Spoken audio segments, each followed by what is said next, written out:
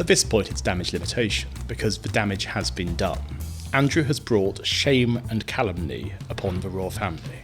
There is no doubt whatsoever he's been the most disruptive presence since the Duke of Windsor. I mean, this makes anything Princess Diana did look like child's play. Hello and welcome to Spectator TV. I'm Natasha Feroze, and today we're going to be talking about who else but Prince Andrew. Pressure is mounting for the prince, who gave up his Duke of York titles on Friday, and more stories have been revealed this week.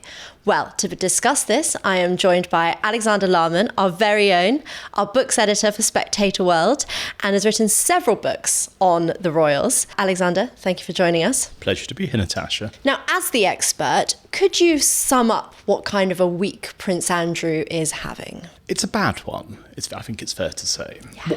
So what's happened is that today sees the publication of Virginia Giuffre's memoir, which was widely believed to be the absolute nail in the coffin for Andrew's reputation.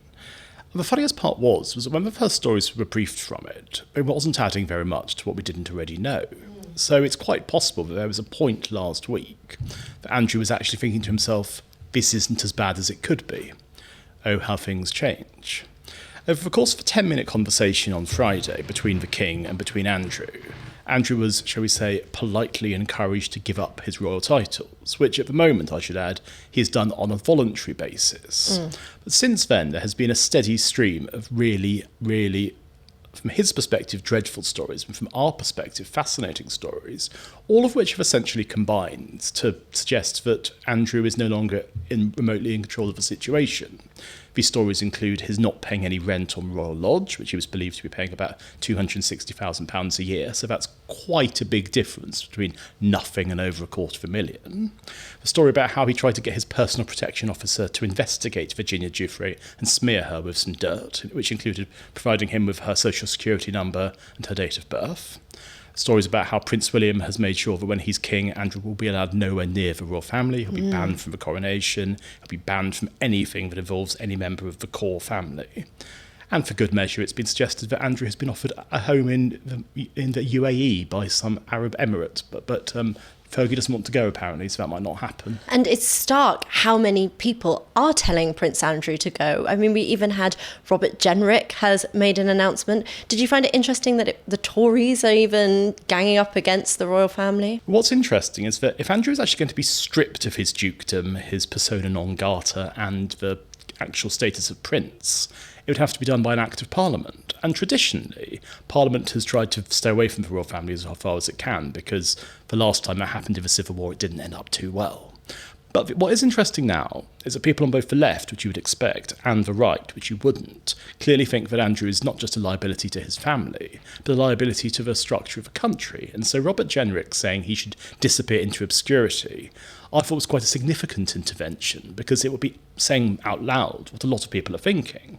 And it might very well be over the next few days that the drumbeat of people coming forward and saying there needs to be an Act of Parliament to strip him of his actual status as prince might happen, and then he's plain old Andrew Windsor. And do you think the royal family, Charles, for example, who had this conversation with him on Friday, he is ready for this to happen? There was an interesting part of the Royal Lodge story where the journalist who revealed the story said that it was the fastest response to an FOI request he'd ever had as a journalist.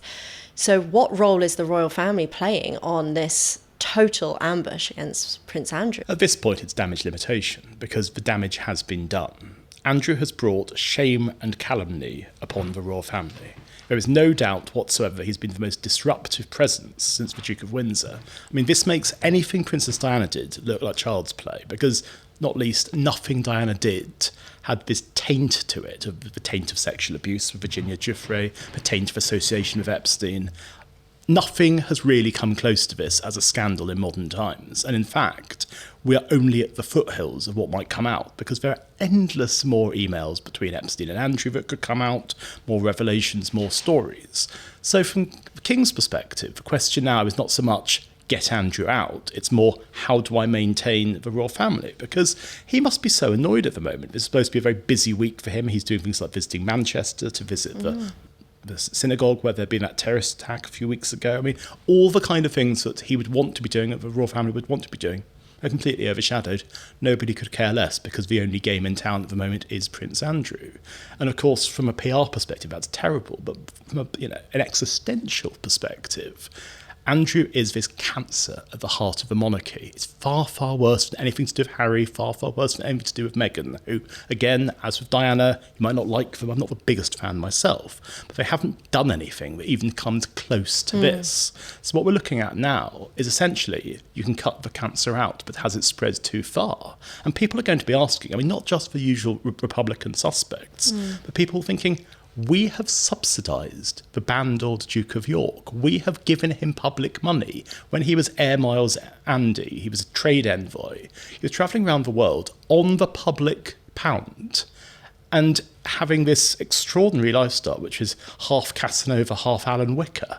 And we start to ask ourselves, how on earth could this be allowed to happen? How could anybody not have stepped in and said, he is not a fit and proper person to be representing Britain? Because one of the details that's emerged is that when he was actually appointed trade envoy in the summer of 2001, that's when he was supposedly having these relations with Virginia Giuffre, the third of which was apparently an orgy with her 7 other girls and Jeffrey Epstein.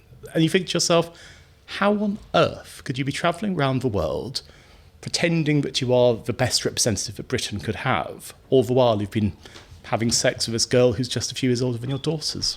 What I don't understand is there was a settlement. The Queen helped Andrew pay off and settle with Virginia Giuffre. Is it just that these stories can be released because she's died? I think it's a mixture of things, because when the Queen was alive, many people, including myself, thought of her as the linchpin that was keeping the monarchy together.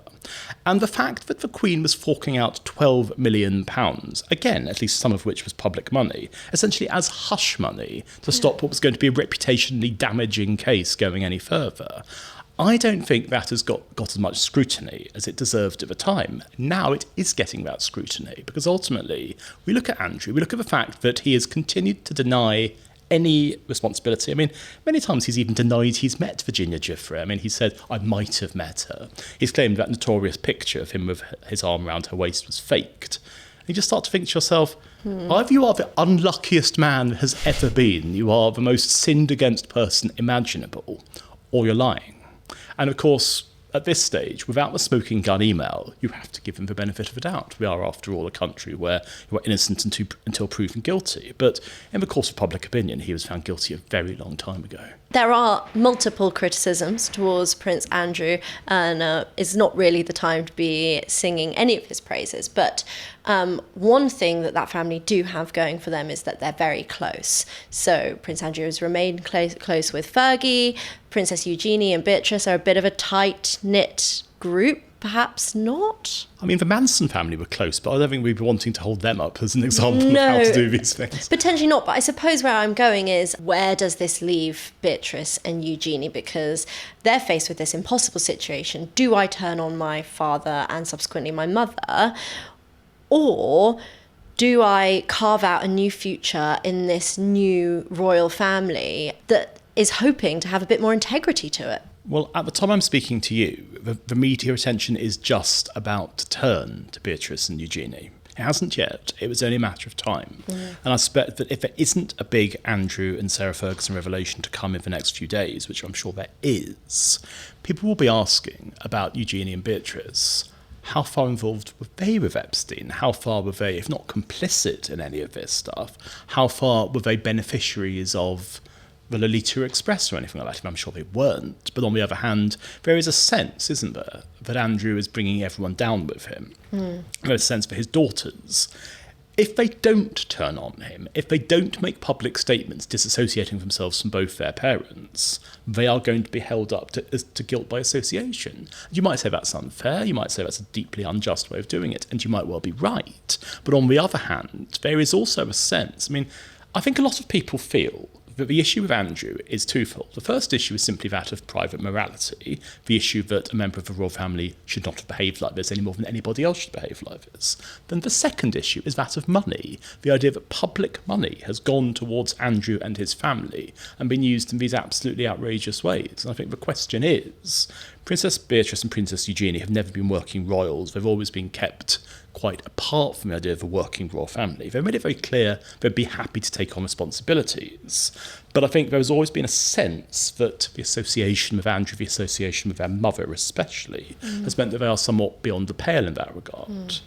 And the question now is, are we going to find out that money has been channeled towards both of them for their businesses, for their enterprises, for their personal homes or whatever else that they shouldn't have had? Because ultimately, so much of the Andrew and Fergie story is follow the money. And if you follow the money to their children as well, then it doesn't really matter if they're associating themselves with their parents or not anymore. Two people that we haven't heard from yet in the Prince Andrew scandal is, of course, Harry and Meghan.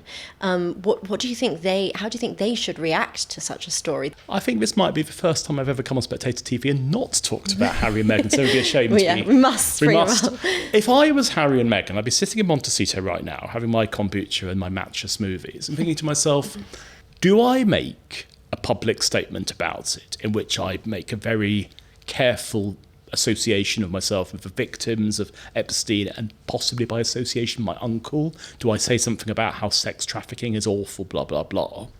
Or do I say nothing? And of course, neither Harry or Meghan usually see an opportunity to address the press and address the media and miss it, because obviously they've always been people who like to be in the centre of attention.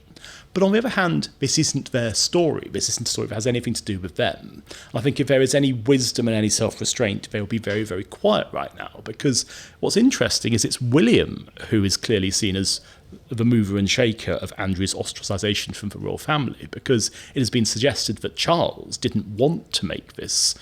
It's a massive step, because I suspect that what is going to become inevitable, unless somehow this story goes away, and I can't see how it will, there will be a call for Andrew to be stripped of his titles, not simply voluntarily give them up, because there is a big difference between simply saying, I'm not going to call myself Duke of York anymore, and actively not being able to by Act of Parliament, because it's a humiliation that Andrew, who is a very proud man and a man who has a very high opinion of himself, will not be willing to countenance. And so the question is now, it's that what happens? Is there going to be a movement in Parliament? Is there going to be a cross-party consensus? Because I think that the SNP are very keen that he be stripped of his titles. So if you can find this strange melange of people where you've got the SNP, Robert Jenrick, and people on the right of the Conservative Party, and people across the Labour Party, it's the way that parties work together, isn't it? Getting rid of Prince Andrew. And not just short term, but what are the long term consequences of this? For example, Prince William's coronation. Well, it's going to be quite a small coronation, isn't it? Because it's not going to have his younger brother, unless something dramatic changes there. It's obviously not going to have his father anymore. It's not going to have his uncle. So it's going to be him, his immediate family, his aunt and his uncle, and that's going to be it. And you think to yourself, there's not much royal family left anymore, is there? Because this is the thing. I mean, Charles was saying he wants to slim down royal family. Well, it's slimmed down so much, might as well be on Ozempic, because ultimately we're talking about disgrace, shame, expulsion. And you keep thinking to yourself, I know they're a dysfunctional family. They're a famously dysfunctional family. But even dysfunctional families don't have black sheep quite this luxuriantly furred. Has got a bit out of control. If you were King Charles, how would you restore the monarchy? What I would try and do is to actually say, this hasn't worked. For the last few years of my view of the monarchy, which essentially was a much more liberal, touchy-feely, ecologically minded monarchy than the Queen epitomised, it isn't that it hasn't worked because people are against these ideas. It hasn't worked because there's been so much distraction. You need to remove the distraction, by which I mean you need to get your younger brother out of the picture. Exile. Because, let's face it, Harry is essentially in exile. And when he comes back, there is a degree of warmth towards him, but on the other hand, he doesn't come back very much. If Andrew does disappear off to the UAE or to the Far East or whatever, he's not coming back to this country, because he is a man who, if he was walking down Windsor High Street at this precise moment, you can only begin to imagine what would be happening. I think I can see the Netflix deal from the UAE happening. Great talking to Alexander. Thank you for joining us. Thank you.